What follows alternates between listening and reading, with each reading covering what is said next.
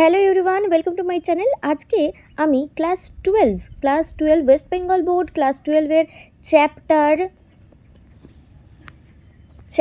2 থেকে चाहिदा चैप्टार থেকে चाहिदार परिवर्तन विषयटी आलोचना करब।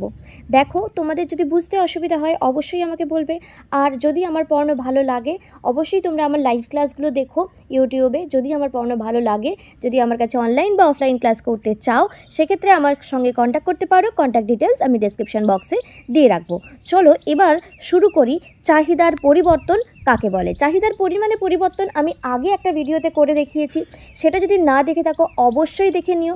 देखबे प्लेलिस्ट करा आछे क्लास 12 2025 যারা পরীক্ষা দেবে তাদের একটা প্লেলিস্ট করা আছে, সেই প্লেলিস্টে তোমরা সব ভিডিও পেয়ে যাবে।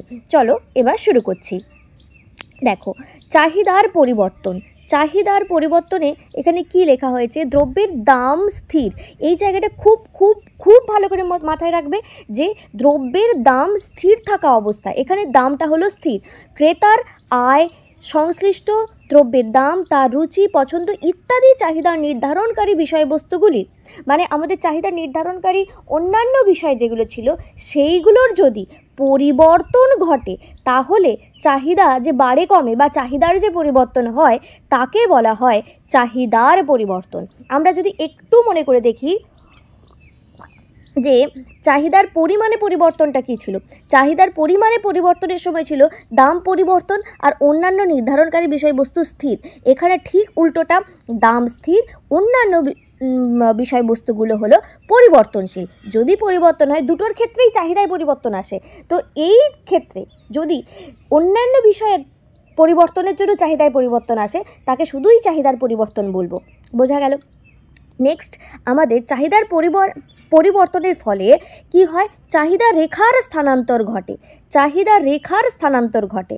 নেক্সট আমরা যেটা দেখব, ছবিটায় দেখব চাহিদা রেখায় কি পরিবর্তন হয় আমরা দেখে নেব। দেখো এখানে আমি যে ছবিটা এঁকেছি দেখতে পাচ্ছ যে এখানে দেখো, এখানে আমি একটা প্রথমে কোয়াড্রেন্ট নিয়ে নিয়েছি, তারপরে চাহিদা রেখা এঁকেছি। দেখতে পাচ্ছ চাহিদা রেখাগুলো তোমরা দেখতে পাচ্ছ আশা করছি।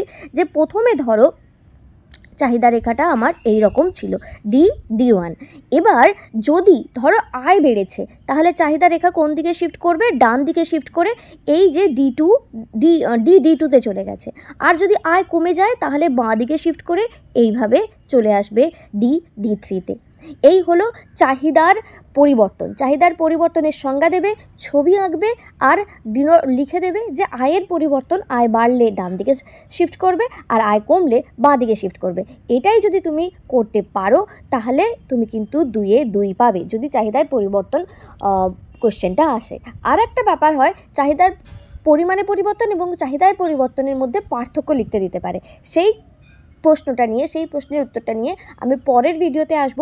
এই ভিডিও কেমন লাগলো অবশ্যই জানিও। আর আমার ভিডিও ভালো লাগলে যদি আমার কাছে অনলাইন বা অফলাইন ক্লাস করতে চাও অবশ্যই কন্ট্যাক্ট করতে পারো। কন্ট্যাক্ট ডিটেলস আমি ডেসক্রিপশন বক্সে দিয়ে রাখবো। এতক্ষণ আমার ভিডিও দেখার জন্য তোমাদেরকে অনেক থ্যাংক ইউ।